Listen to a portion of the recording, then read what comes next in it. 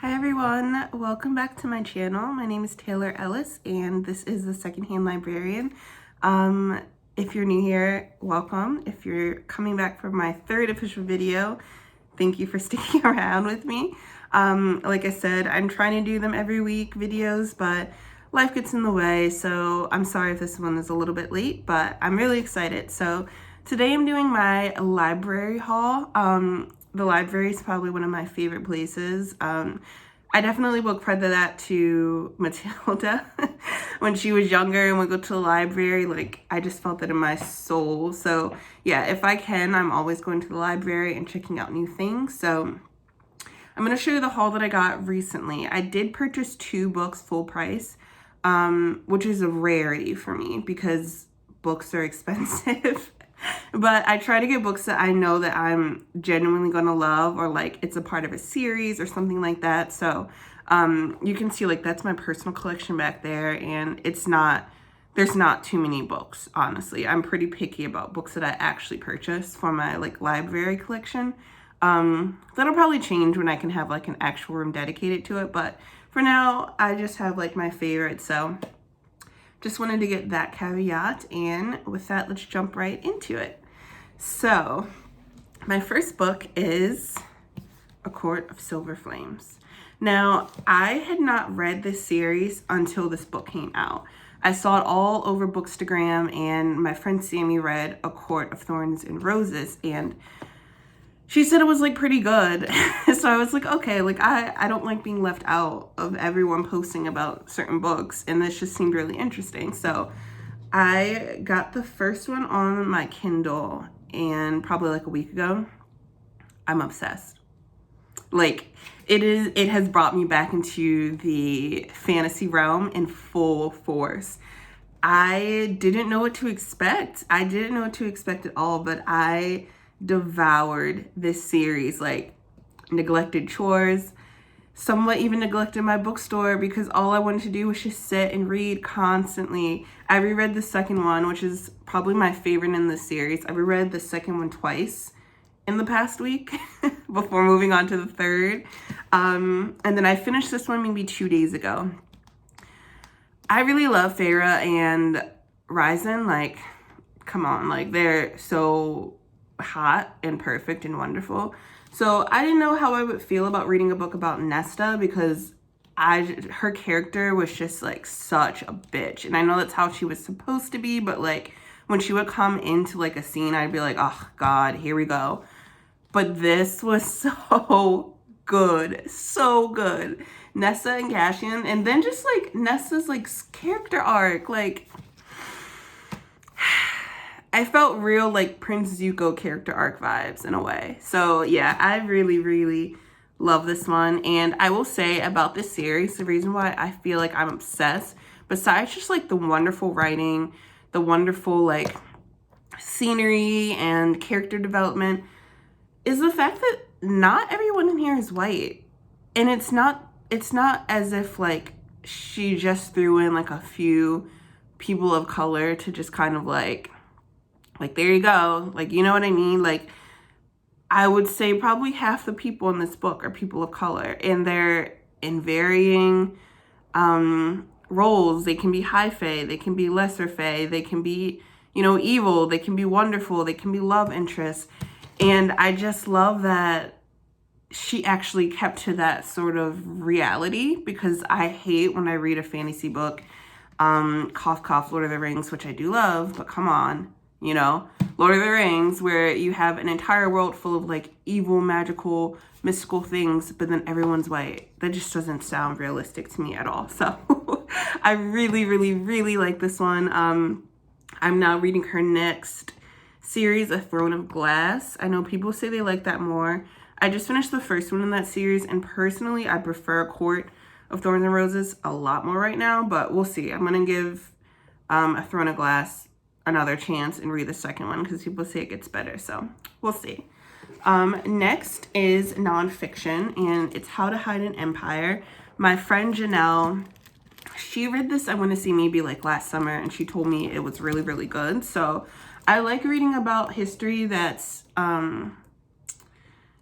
not sugar coated.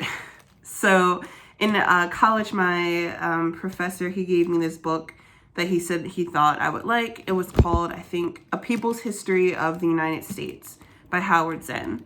And it just talked about like our history of this country, but like through the lens of people who don't necessarily have a forefront at the table with telling their stories. And it was just really, really great. So this How to Hide an Empire, A History of the Greater United States, pretty much talks about imperialism, which is synonymous with the United States. So I'm ready to read this and get annoyed, but read it and feel like I learned something. So we'll see how this one goes. The next one is a romance, The Marriage Game. I just really like, different perspectives, different people of color, especially in romance. And it's about Layla Patel. Basically, she has to pretend that she's getting married to this hot, rich CEO so that her parents can stop bothering her. So I'm really excited to read this. It just seems cute. Sometimes I like to throw in little fluffy books. I'm preparing myself for Actor Age Eve Brown, so I feel like I'm trying to get back into the romance frame of things so that when that comes out, I'll be like excited to read it and not just like, ugh, not really ready for it. The next is The Night Circus, and this is actually a book club book. My friends and I are in a book club, and every week we choose, or every month, I'm sorry, we choose a different book. So this was our one friend's choice. I haven't read it yet, and I'm pretty sure book club meeting is like sometime this week, so I should probably get on that, but I'm just so into like Sarah J, is it Maas? I'm into her book so much right now, so I'm gonna try to finish this one. I've heard that everyone said it's really good. It seems like it has some sort of like historical fiction, which like I'm not a huge part of historical fiction unless it's Jane Austen, because I'm a basic bitch, but yeah, I've heard it's good. It's fantasy, so I'm gonna give it a shot and we'll see how this one goes. So yeah. The next one is who's becoming one of my favorite authors, Crescent City. I saw this when I was looking for something to read, and I'm like, oh, of course, like she has a forever fan in me, so I'm gonna read this. I think it came out last year, and it is the first in a new series by her. So I'm really, really excited to read it. I'll probably read this one after I finish Throne of Glass series, and there's a lot in that series, so I'm going to try to kind of get through those so I can get to this one in time. But it just looks really cool and really pretty, and I'm really excited to read this one. Next up is Atomic Habits.